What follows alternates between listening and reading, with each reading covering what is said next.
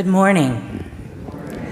My name is Karma Amos, and it is my honor to serve as the minister of this congregation and to welcome you this morning. Excuse me. Welcome each of you to this time of community, this time of remembering, this time of music and sacred silence, this simple but important pause in the rest of life's franticness to honor and celebrate a truly remarkable life. We remember today the life journey of Nancy Currier Dorian. One of the things that is so precious about memorial services, and this one in particular, is that they bring together under one roof a unique, one-of-a-kind community. This particular group of people is brought together by our love and fondness for Nancy. And she loved gathering people around her and would be so touched to know that you are here. So I want to ask you to take a moment just to look around the room, if you would. Look at these people for a moment. Smile and notice these lives touched by Nancy.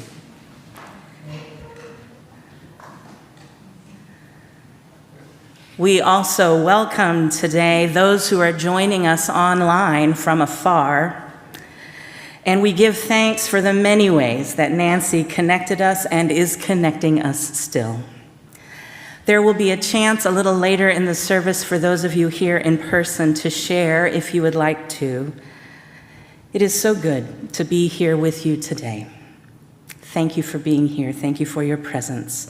May our time this morning be one of the ways that we recenter ourselves into appreciation to the earnest, unpredictable journey that is always life, that is all of our lives.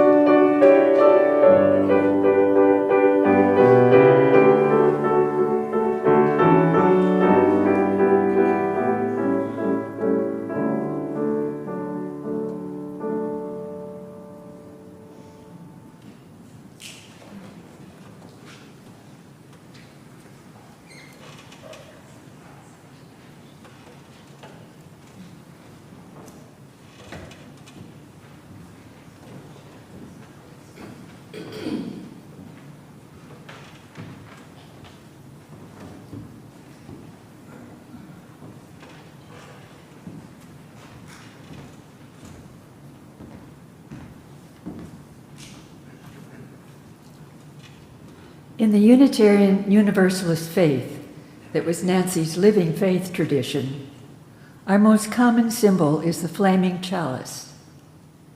Historically a symbol of refuge for those trying to survive in a terrible time of war, the flame represented a light of hope for those who truly needed it, those who needed to be reminded that they were not alone and there were other people who cared. Others who were committed to the values of love, peace, and justice, and to living lives of intention. As we light our chalice today, we do so in honor of Nancy Dorian, the UU faith that gave her meaning, and for all of us who are in need of hope and comfort, as we celebrate her life and grieve her loss.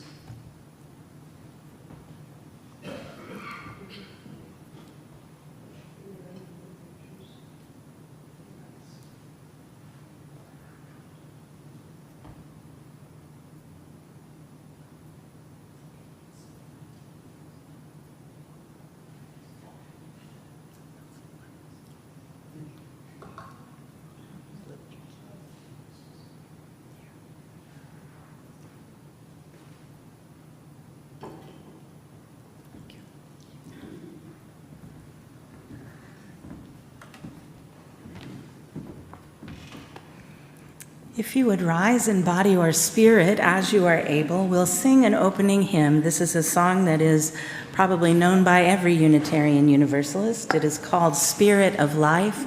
If you have a hymnal, it's number 123. The words will also be on the screen, and we'll sing it through twice.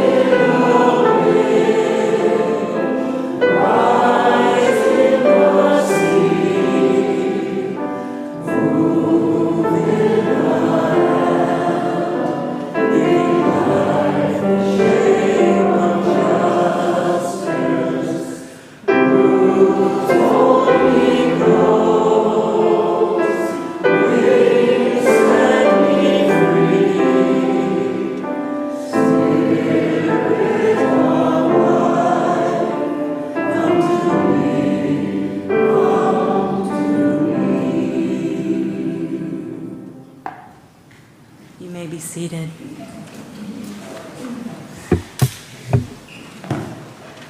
Our first reading this morning is called Psalm 23 for this moment, and it was reimagined by the poet Kevin Tarsa. Listen to these words. May they bring us comfort. May I remember in this tender moment that love is my guide, always shepherding me towards ways of openness and compassion. I have what I need, really, with love at my side, above me, below me, in front of me, behind me, inside every cell of me, love infused everywhere. Just when the weight of the world I inhabit threatens to drop me in place and press my hope down into the ground beneath me, love invites me to rest for a gentle while and leads the center of my soul to the quiet, still, restoring waters nearby that somehow I had not noticed. And so love quietly sets me once again on its tender and demanding path. Even when the walls close around me and the cries of death echo through untold chambers, gripping my heart with sadness and fear, I know that all will be well, that I will be well, that love whispers near to me, glints at the corner of my eye, rests with gentle and persistent invitation upon my shoulders. Yes, love blesses me. Even as the sources and symbols of my pain look on, love blesses me from its infinite well, and I turn and notice that goodness and kindness and grace follow me everywhere I go. I live in a house of love. love that will not let me go. I live in a house of love and always will.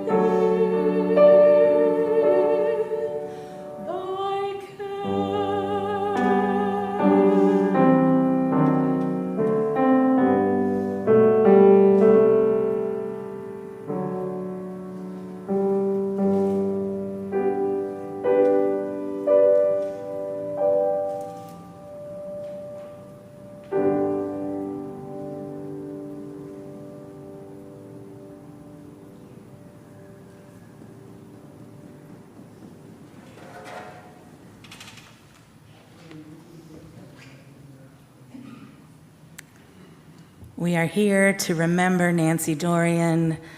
If our hearts were not opened when we arrived, I believe they are now. The word eulogy literally means a good word, and it is not at all difficult to say a good word about Nancy. We knew Nancy in many different ways, from many facets of her life, as cousin, as aunt, as great aunt, as teacher, as colleague, as friend, and much more. Today, we will try to give voice to some of the things about Nancy that we most appreciated. And we also know that it is impossible to sum up a life, especially one lived with such passion, uniqueness, and variety, intelligence, and humor, and style, as Nancy's.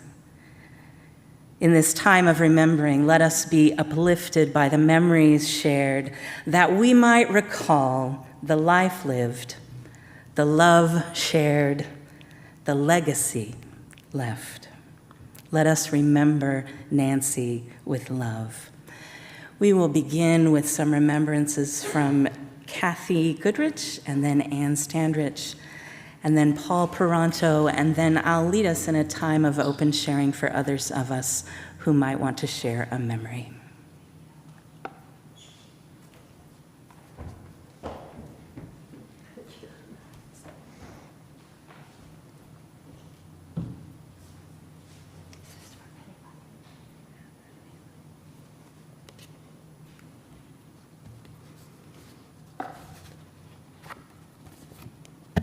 Helps to have it right side up.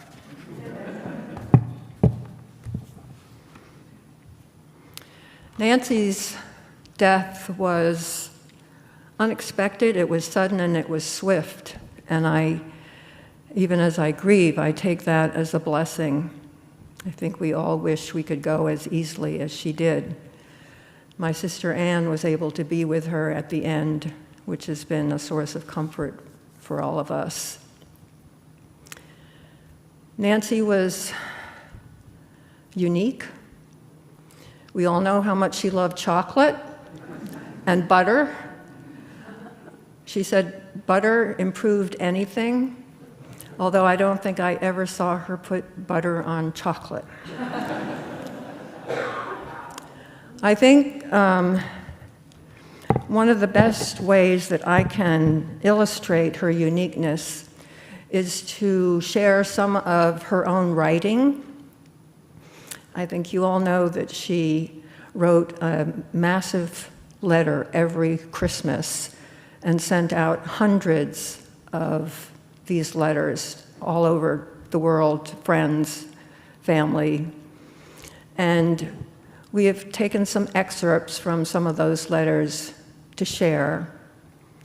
And then I'm also going to read something that she wrote as a teenager that described how she happened to be writing to Charles Adams.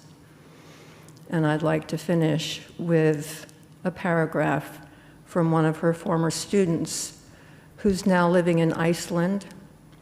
And I hope through the magic of the AV text back there that they're able to stream and hear this service today. It's amazing. Thank you. So these are from Nancy's Christmas letters.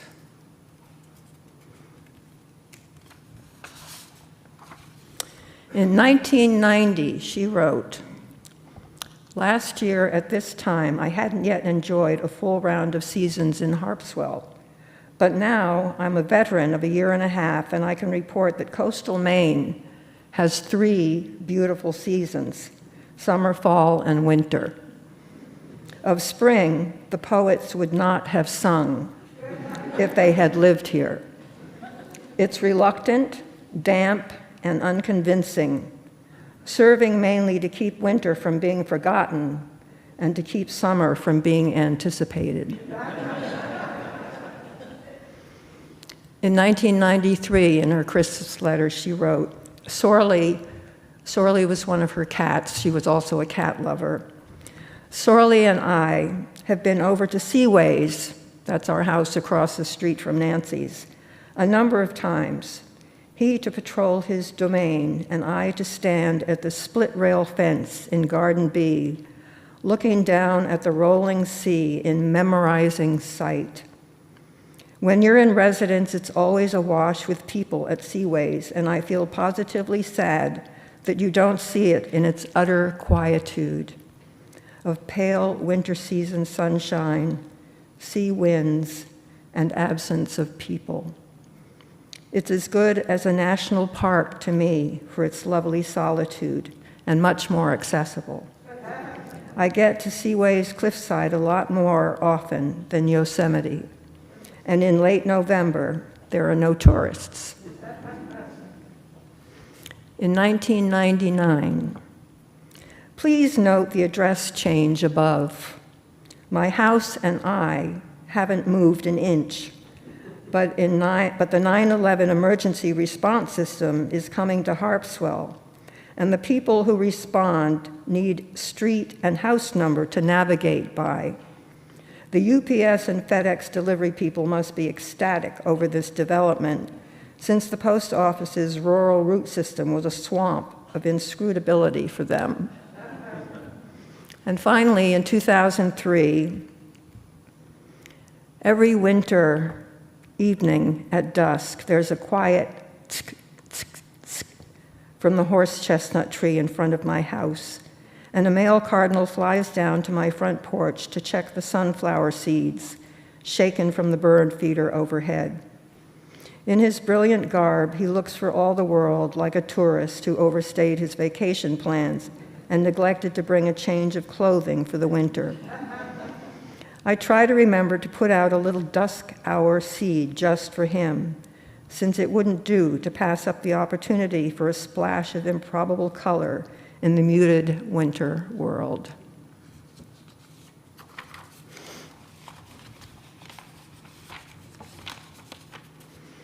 So when Nancy was 17,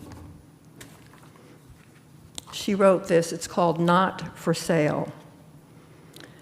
By age 17, the chances are very good that you've given up some of your illusions about the people within your immediate environment. You know that your parents aren't going to be perfectly wise under all circumstances, that your friends probably won't be totally loyal in every imaginable situation, and that your teachers haven't actually read every single masterpiece of world literature. But heroes at a distance may still have their glow undimmed for a 17-year-old. One of mine was Chaz Adams, master of the macabre cartoon. Nothing was too outrageous for Adams. In his world, boiling oil was tipped onto Christmas carolers from the roof, and undertakers' establishments gave green stamps. Nothing was quite predictable either. The housewife with the measuring cup knocked at the neighbor's door for cyanide. In his world, and the little boy with an erector set put together, a guillotine. At 17, I don't know any cartoonists personally, but as a Sherlock Holmes devotee, I did know the story of one of the most celebrated portraits ever made of the fictional detective. Frederick Dorr Steele was supposed to have sketched in 2 minutes flat. 2 minutes didn't seem like much. 2 minutes didn't seem like such a lot to ask of even a very busy person. And at 17, you sometimes have a brashness you probably never have again. I wrote to Charles Adams in care of the New Yorker magazine where his cartoons appeared. I said that his spidery lady, the one later to be called Morticia in the TV series based on Adams' cartoon characters, was one of my favorite cartoon figures. And if Frederick Dorr Steele could do an immortal sketch of Sherlock Holmes in 2 minutes, could he possibly spare 2 minutes to do a 17-year-old admirer a sketch of the spidery lady?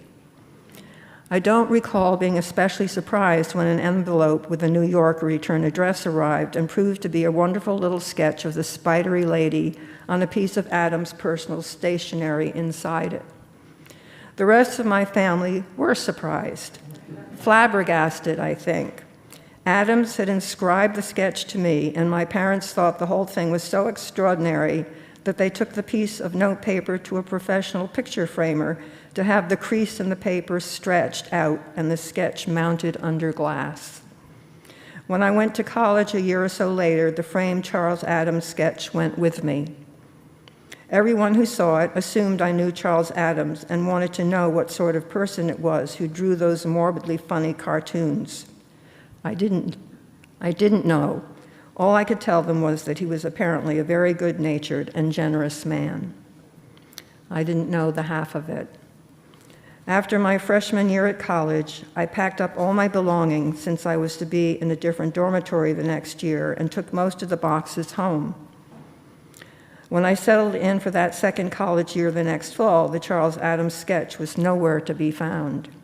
I could only imagine that somebody had found it irresistible, and I wrote my parents about the sad loss. My father thought the situation could at least be partly saved. He had an insurance policy that covered the contents of my dorm room, and he would see what the insurance company had to say. The sketch had never been appraised, but on the strength of its inscription and Adam's signature, it brought $50 in insurance coverage. And this was 1956, when $50 was a fair sum. The check was made out to my mother and father, but they endorsed it over to me and mailed it to me at my college. I knew exactly what I meant to do with it. I endorsed it in turn over to the Order of Charles Adams and sent it to Adams at the New Yorker. I wrote a note saying that he'd done me a 2-minute sketch of this spidery lady about 2 years before and inscribed it, but somebody had liked it even better than I did. That my father had received an insurance check for the sketch, which I was enclosing, and that I hoped he would accept it as payment for another little sketch to replace the original. This time it wasn't an envelope. It was a package. Inside, a foot-long portrait of the cadaverous lady I adored, not on notepaper, but on artist's sketchboard.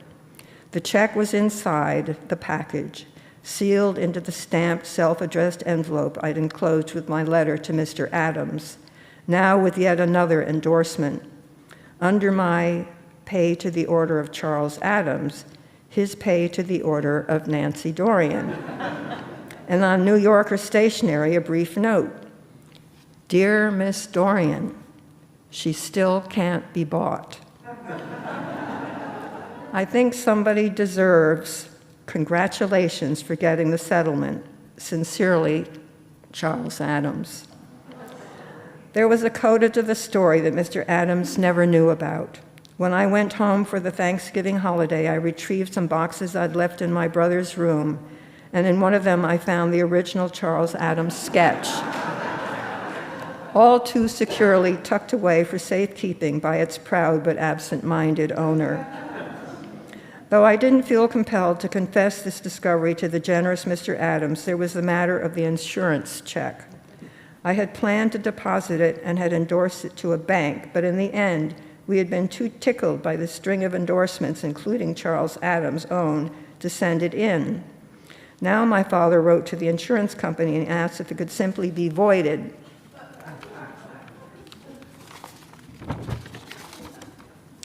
So that we could hang on to it. Those were kindlier and less impersonal days in the business world, and the company agreed. It won't be a comfort to those who like to think of virtues being rewarded and weaknesses chastised. But for the double faults of chutzpah and absent-mindedness, I now found myself with 2 original Charles Adams sketches, a letter in his handwriting, and a check with his endorsement. Today, more than 30 years later, I also find myself with an alternative Charles Adams to set beside the quirky, gifted artist of the deliciously morbid cartoons. A delightful man, generous with his time and his gifts, susceptible not to an insurance check, but to the humorous improbability of someone's having collected an insurance payment at all. He was right about the spidery lady, too. She couldn't be bought. Because, like all denizens of his darkly imagined comic world, she was beyond price.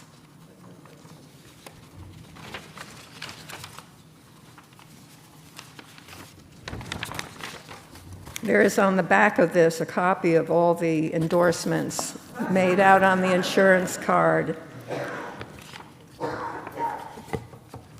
So Pam Innes was a student of Nancy's at Bryn Mawr, and she's now living in Iceland with her partner, Marilyn. And this is how she got to know Nancy. She took me in as a student when she was having a particularly hard time physically and had begun winding things down at Bryn Mawr, 1985-86.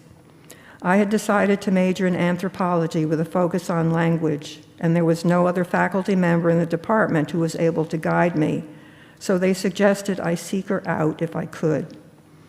Well, ill as she was, she agreed to direct my senior thesis work and supported me in every way, despite the extra effort this required, which I fully understand now that I've been a professor for a while, too. At the end of the year, we handed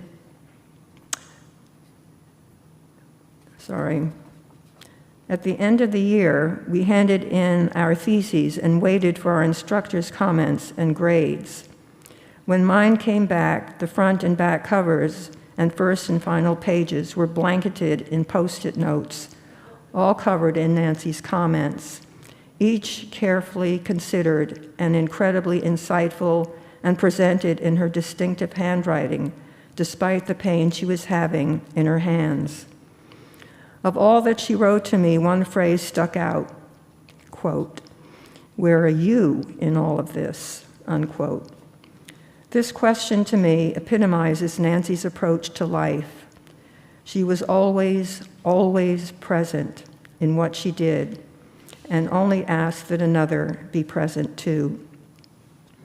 As a friend, a mentor, scholar, or relative, as I had the privilege to witness, she was all in, ever responsive, supportive, even in critique, and encouraging. She modeled kindness and care, which are sometimes just the qualities that another person needs to believe in themselves enough to keep going and to continue growing. I sincerely hope that in my own acts of caring for and being kind to others, that I do her justice as the model she was to me.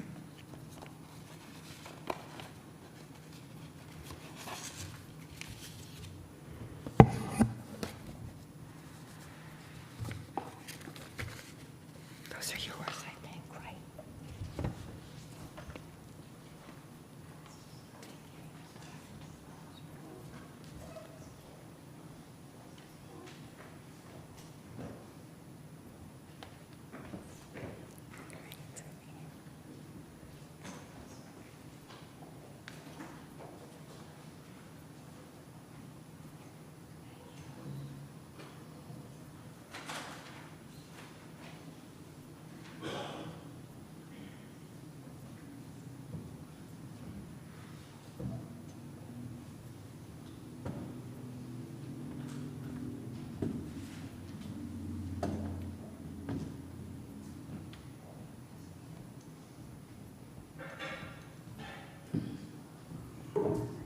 I'm another of Nancy's cousins, Ann Standridge. Nancy and I were playmates. I know she was brilliant, but we were never brilliant together.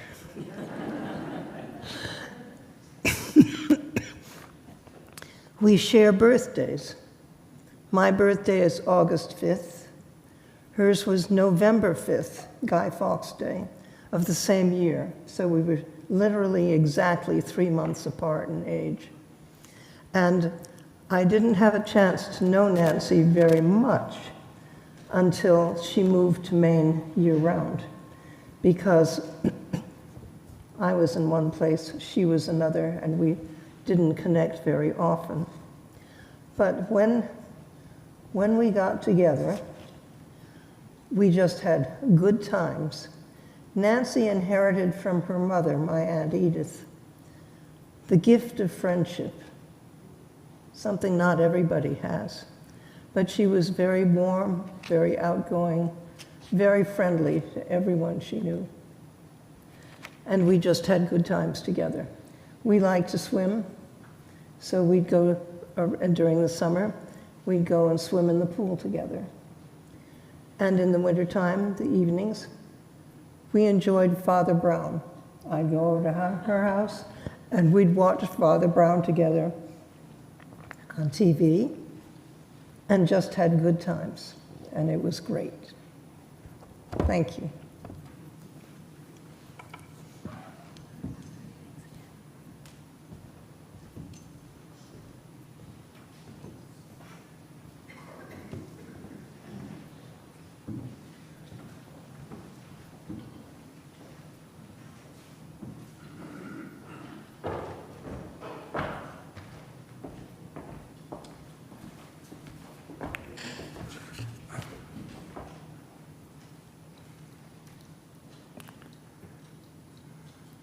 My name is Paul Peranto, and I'm not a cousin.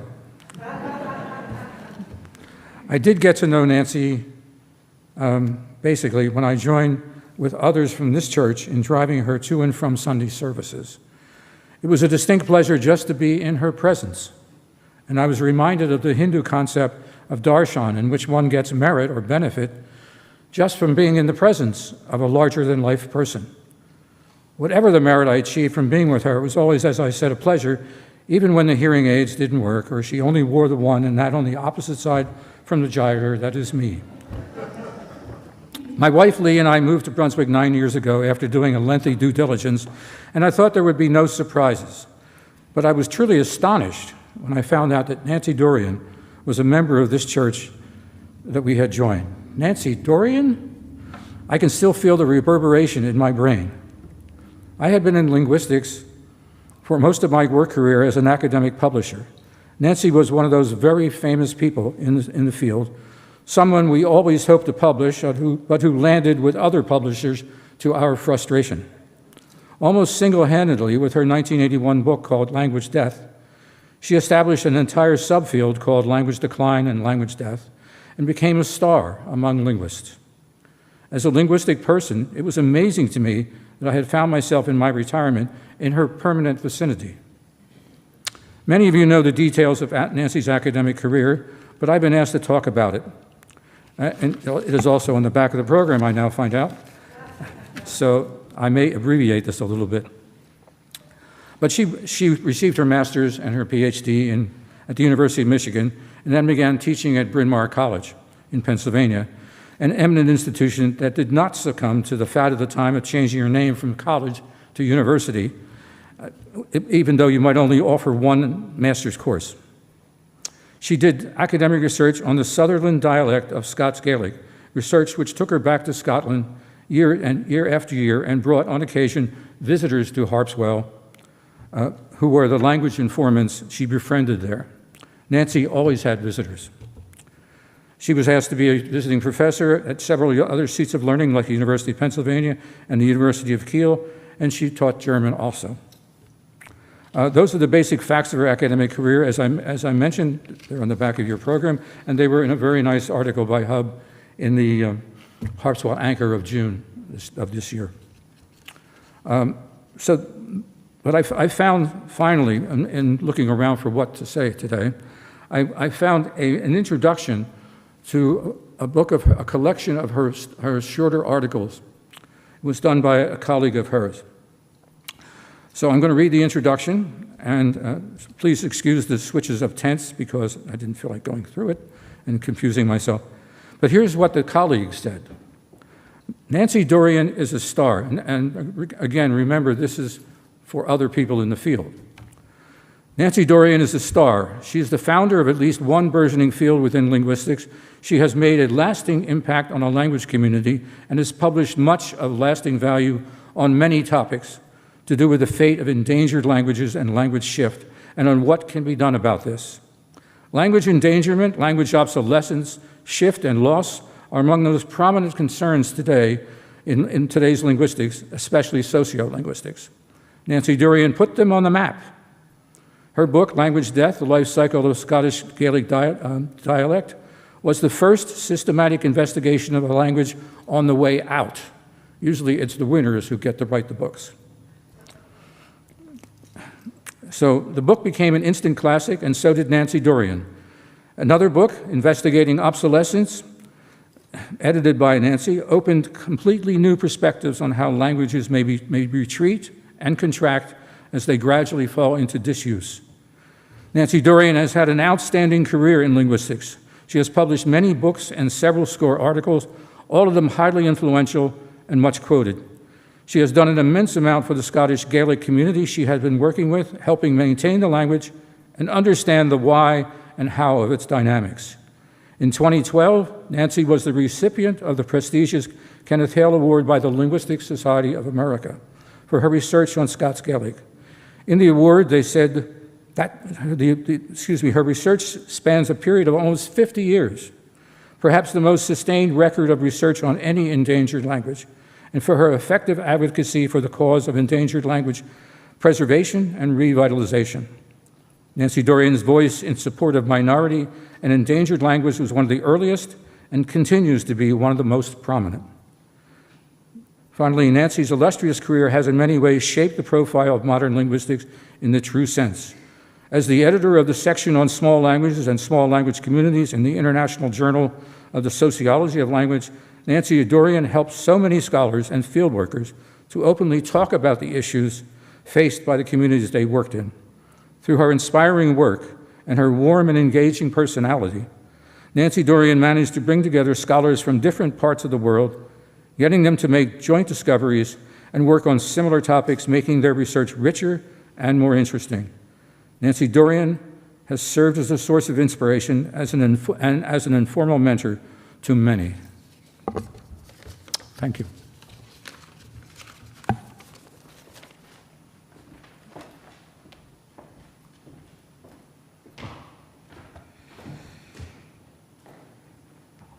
We want to offer you a chance, if there are others here who have a story that you'd like to share about Nancy, something that you'd like to say. We want to offer space for that. No pressure, but there is an opportunity. And I can bring a microphone to you if coming up is difficult. So if anyone would like to share a memory, please feel free to come forward.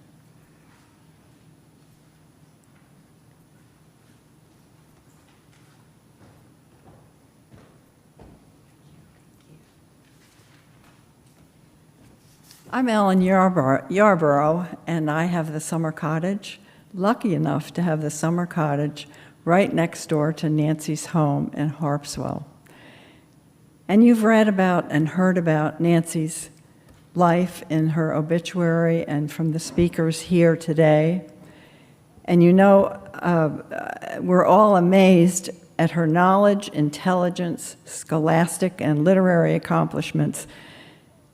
She had such a distinguished career, but my introduction to Nancy was way back in 4th grade when my family moved to Highland Park, New Jersey, where we both grew up. We soon became best friends and remained so all through high school and college. And I was lucky enough to get invited many summers up to Harpswell to visit the summer home that her family had. And we have continued our friendship throughout the years. And I got to know her family very well growing up. They were wonderful, and they were also as bright and intelligent and smart as Nancy was, as you can guess. Many times in grade school and high school, I would be invited for dinner, and there was an amazing, intellectual, stimulating conversation at the dinner table between her brother and herself and her mom and dad. And it was very interesting, but I'll have to admit I only understood barely half of what they were talking about. Growing up, we all, our friends, myself and my friends, we all recognized very easily how smart Nancy was. But she was liked and admired by everyone because of her cheerful ways and the way she connected with people, never using her intelligence for superiority. And as you know, she carried that cheerfulness and positive attitude throughout her life, right up to the end. And I will always be grateful for the memories of our friendship over the years.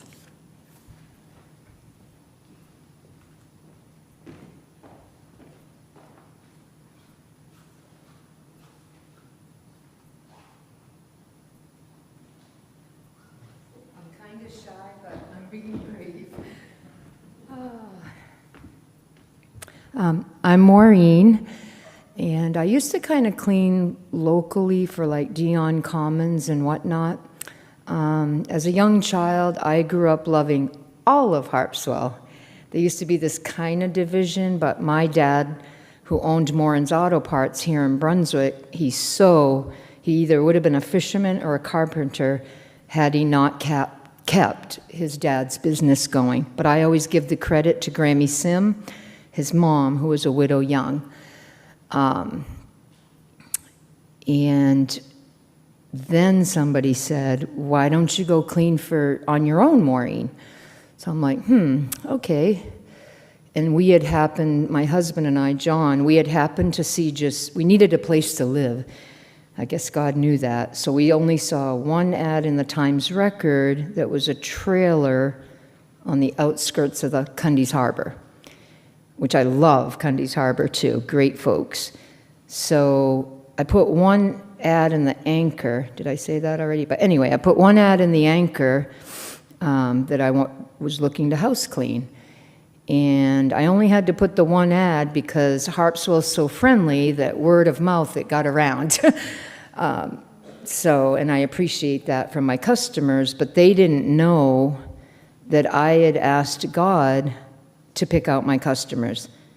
And in sacred scripture, it says God hears all our prayers. Okay, I agree with him. And then it says he answers them all. That one's kind of, it tested me, because I'm like, really? Because it didn't seem like he's answered them all, but he does, to what's best for us. So thank you, God. And so I used to say, God, give me the grace to clean this place. And you know what? He did, and I'm very thankful that one of my customers he picked was Nancy Dorian. So I am so about love of animals. I'm right on board with her love of singing, and so wished I would have made it to one of her home sing-alongs or whatever she would have. I think that's a fantastic idea. But wow. The cleans go beyond the clean, which I so love about cleaning homes. You become a part of their lives, they become a part of yours. The joy, the sorrow, the whole gamut. You leave them with some cucumbers or whatever. But with Nancy, I ended up learning she had such a love of God's creatures, great and small, and wow. So all the chipmunks, all the birds, what else? Yeah, but she had a fondness for the collection of pigs. I never knew the whole story there, but I know that I did get a chance to visit her where, she so didn't want to leave Harpswell. That's where part of her heart was, but she got it. She got that she was being dearly loved, and I used to tell her, wow, your room here has a wonderful view. You can see the children get off the bus where her room was over here. So yeah, she would love so much now to hear. My daughter snuck a cat into our house because she knew Mom was kind of about pets. And, it'll be good therapy for you and Dad. Okay. But I love that cat now. And so Nancy would love knowing that. But, and the extended family, yes, whoever said this, was so much loving and is like Nancy. So I thank you all.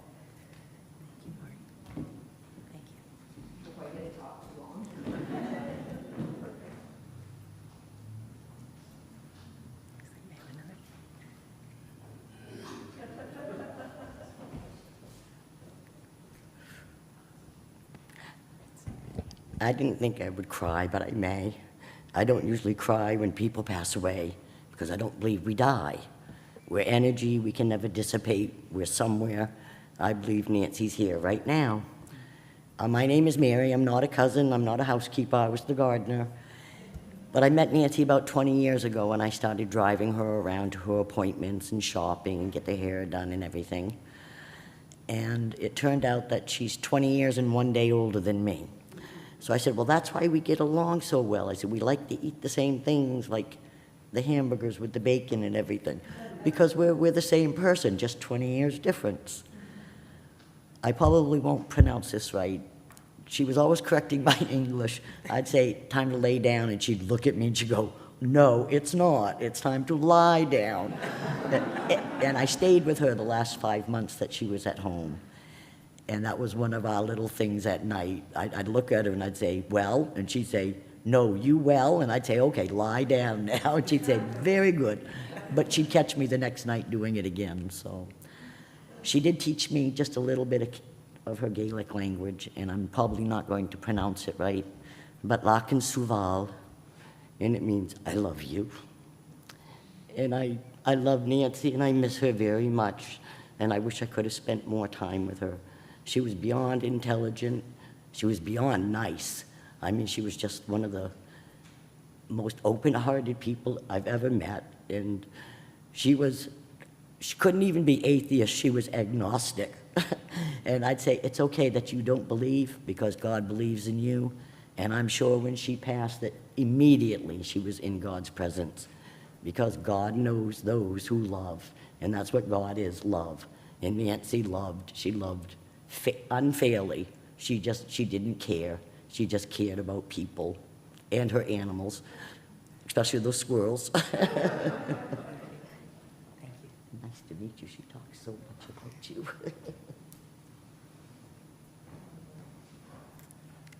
Looks like we have a couple more. You can go ahead and make your way up. Yeah.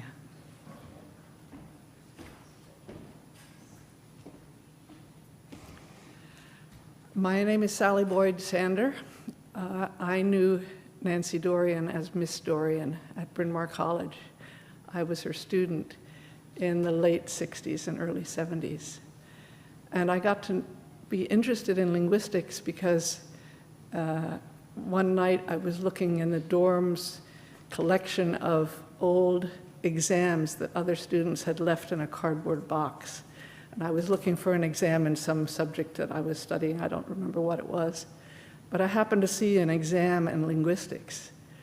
And I looked at the questions, and it was so fascinating. I thought, I have to take this course because I want to learn how to do these things that are being asked of these people who are taking this exam. And that was how I got into linguistics and studying with Nancy. And I have to say that this was a major turning point in my life because I went on to graduate school in linguistics, and I moved to Sweden and had a long career as a linguist. And my contacts with Nancy over the years have been mainly her Christmas letters, which I always look forward to, and I sent Christmas cards and some news back to her also every year. But also I shared with her some of my writings, and I always got insightful and good comments back, and not always totally positive, as Pam Innes's contribution earlier. And I got to know Pam Innes also through Nancy, that she suggested that we get together, and that's been a very nice friendship of later years. But one of the things that Nancy inspired in me was a love of field work and a respect for those people that you meet through your study of language, and her very huge respect that she had for her informants and her friends in Sutherland. And that's one of the things that I will definitely keep, even though I'm retired now myself. She's been an enormous inspiration for me in my life. And I'm so grateful to be able to be here today. Although I live in Sweden, I summer in New Hampshire, and that made it possible for me to get here. So I'm very glad to be here and to participate in this beautiful service that you've arranged for her memory. Thank you.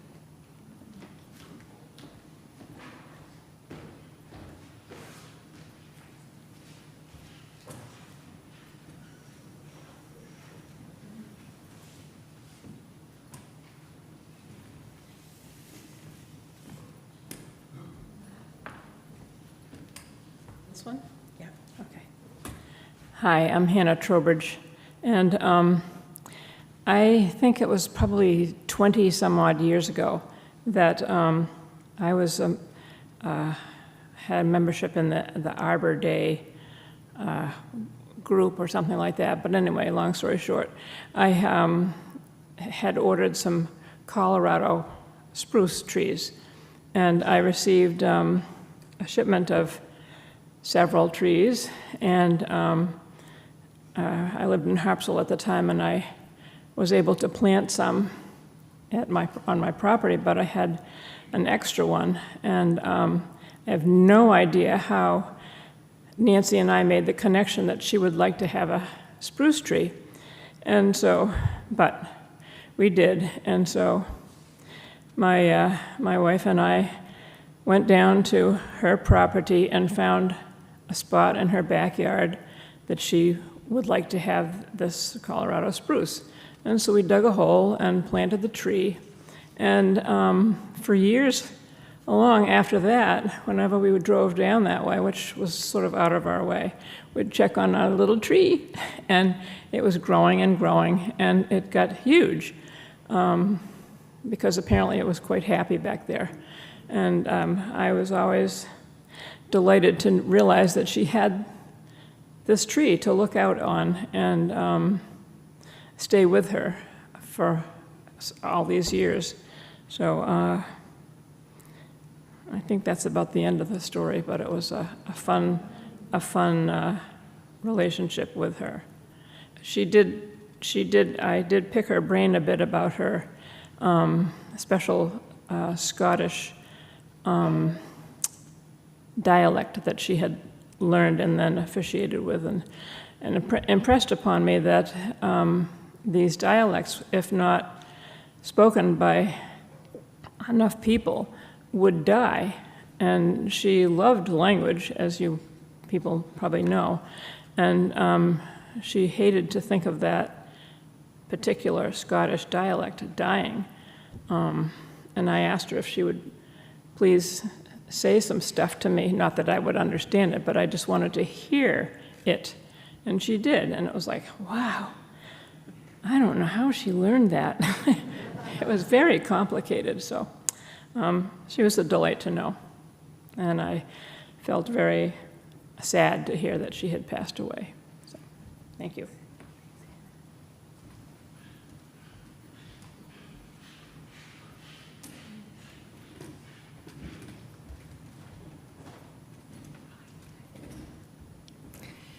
My name is Shizhe Huang. I'm another one of Nancy's students from Bryn Mawr. I've been counting my blessings in life, but one of the best blessings in life was to meet Nancy when I first came to America from China. I came in 1982, in the middle of the academic year, because of the circumstances. China was just out of the Cultural Revolution recently, and I was one of the first students who could leave China and come to Bryn Mawr. There was no linguistics major at Bryn Mawr, but I wanted to do linguistics. So when I shared with my deans about my wish, they said, you should talk to Nancy Dorian. I gave her a call. Over the phone, I explained to her my love of language and my desire to major in linguistics. Would she be willing to serve my advisor? And she agreed on the spot, without me ever taking any course with her or even meeting her. That's how I started my academic life. And I went on to earn a PhD in linguistics in theoretical linguistics, not Nancy's field. But Nancy continued to serve as a guiding spirit and a wise counsel, even though we were in vastly different fields. So one of the themes for today is Nancy's generosity, and there's that capaciousness in Nancy. Me doing theoretical linguistics, she doing field work, transcribing tapes. She always found something positive to say about my work, give me encouragement and wise counsel about work. So luckily, I started a job at Swarthmore and then went to teach at Haverford. And I began to build a linguistic department knowing how Nancy would have liked it. And now we have a thriving department, which we call a TRICO department, jointly run by Swarthmore, Bryn Mawr, and Haverford, with lots of students. But one of the things I like to share with my students, talking about the theme of legacy, was to share with them that one could love linguistics, one could love what one does without worrying too much about grades. So this is a little anecdote I want to share. I told them that you can always learn, even if you don't have a great grade at the end of the semester. So I told them that in one of the courses I took with Nancy, I earned 2.7. I was quite pleased because it was still in the B range, even though it was at the lowest end. Remember, I was fresh from China with only 4 years of English behind my back. So I was studying every minute. So I was very pleased with 2.7. Besides, there was no great inflation back then. And I told my students that I remained a great friendship with my teacher, even if I had a 2.7. So never, ever take a course for good grades. Take a course because you love it. And you can still remain good friends with your professor decades after you graduate. So let more important things guide you, not let the little trivial things serve as an impediment in your life. Yeah. So that's one of the little anecdotes. But I would also say that two other things impressed me about Nancy. And one is her love of her family. I think one of the best decisions she made was to move back to Brunswick to be with all her cousins and their spouses, to be with her family. So that's one of the things I see in Nancy. She's a brilliant scholar, but she was also practical and with great common sense. And another thing is, she continued to give me advice about all sorts of things, both academic and personal, without ever coming across as condescending. It was always in the most sensitive way of hinting at things, large and small. So I remember all those little lessons, and I treasure all those letters. And I'm very, very fortunate to start my life in America, both as a person and as an academic, with Nancy Dorian as my advisor. Nancy, you will continue to be my guiding spirit. Thank you.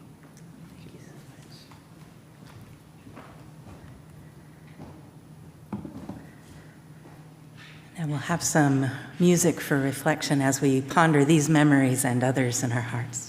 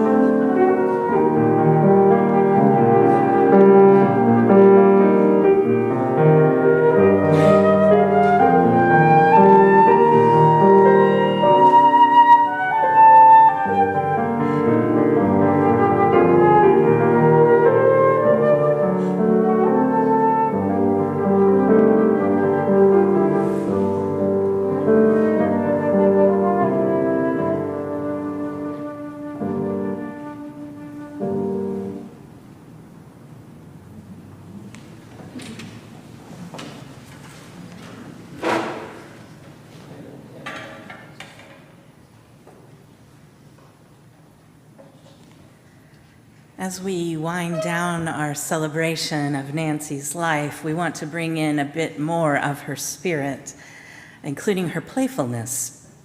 I want to read a poem that she wrote called Polarities, and then we're going to sing a song that she wrote to follow it. They're both in a sort of theme. So listen to these words by Nancy Dorian. I'm weary of hearing how you are you and I am I as long as we live until we die. I can't discover necessity that we should be forever this and never that irrevocably. Nor can I see that you being you and I being I should separate you so wide from me. Say what you will of sky and sea, blue they have been and blue they will be. They're chartered both for eternity. No horoscope or family tree will ever serve to determine me. I spurn a place in the galaxy. I'd rather swing on my orbit free, and I may show, if you choose to see, that I can be you and still be me. And she has a little, the song we're going to learn is called Ideological Rivalry, and Will is going to teach it to us, and you're going to help us sing it. Thank you in advance.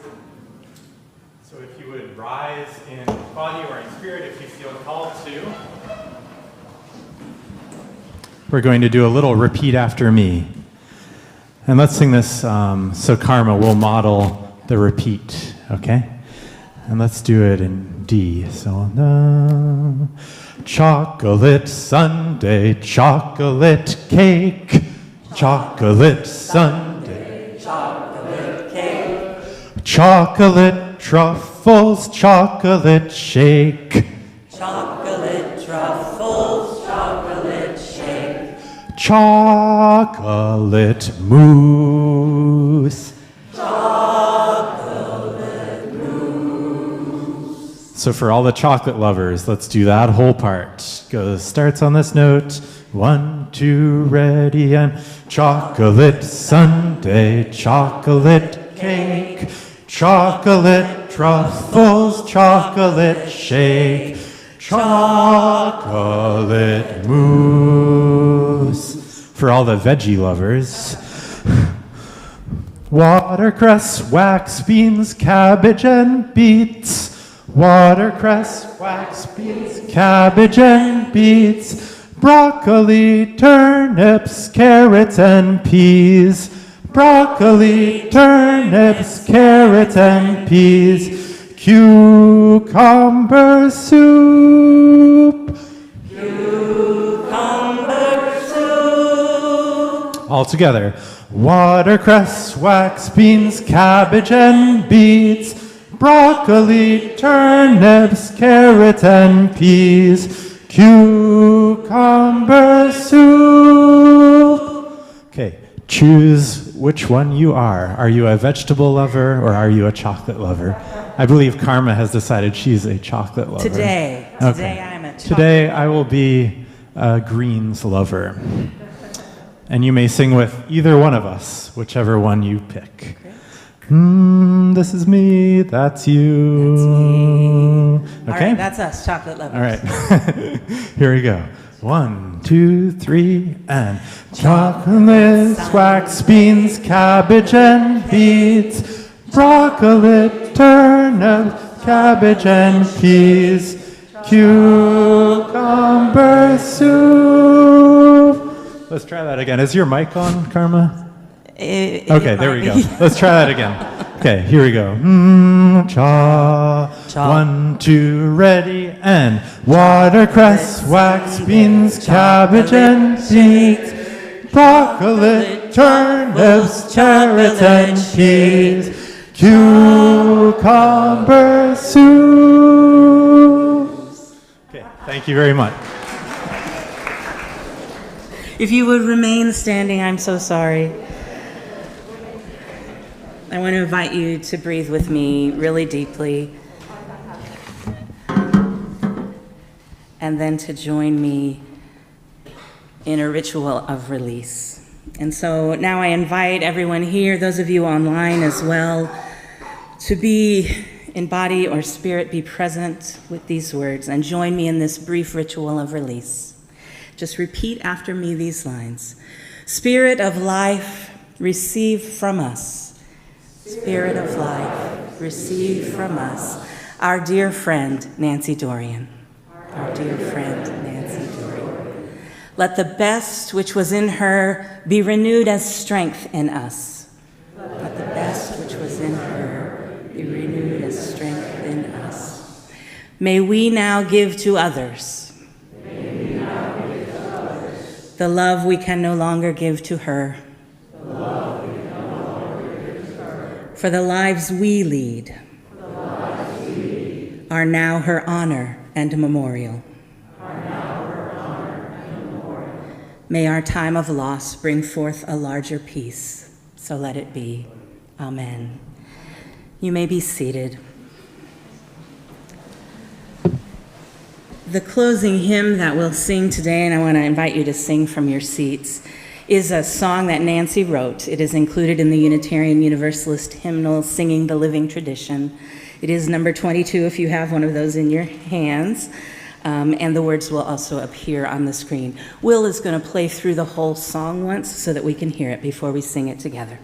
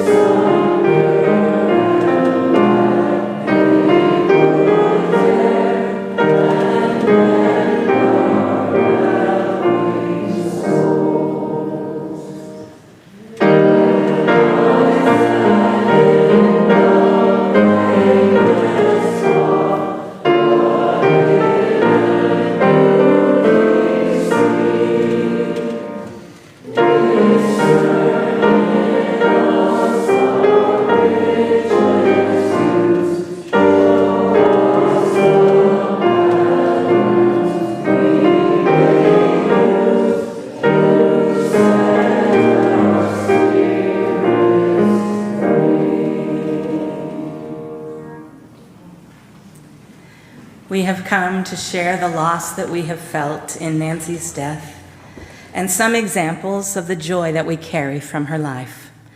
This we have done. But before we extinguish our chalice, let us acknowledge that we will not, that we cannot extinguish the love she showed, or her memory, or the love we carry forward. This congregation and many other lives have absorbed so much light from Nancy. This congregation will continue to reflect that light into the lives of people who enter our doors even many years from now. May we always be able to see that light as it is reflected in all we do, and remember and occasionally smile, knowing that her light is shining from us too.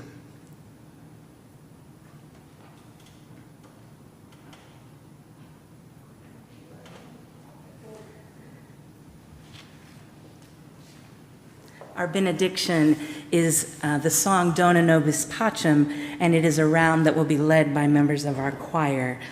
At the conclusion of this round, we invite you to join us in the back for a light reception. Let us please rise in body or in spirit. And I invite the choir members to find a section that you will support. Dona nobis pacem, which means give us peace. This is our benediction. We're going to sing it all together once through, and then we'll divide into parts. And the choir members will support you in that. Dona nobis pacem, pacem. Dona nobis pacem.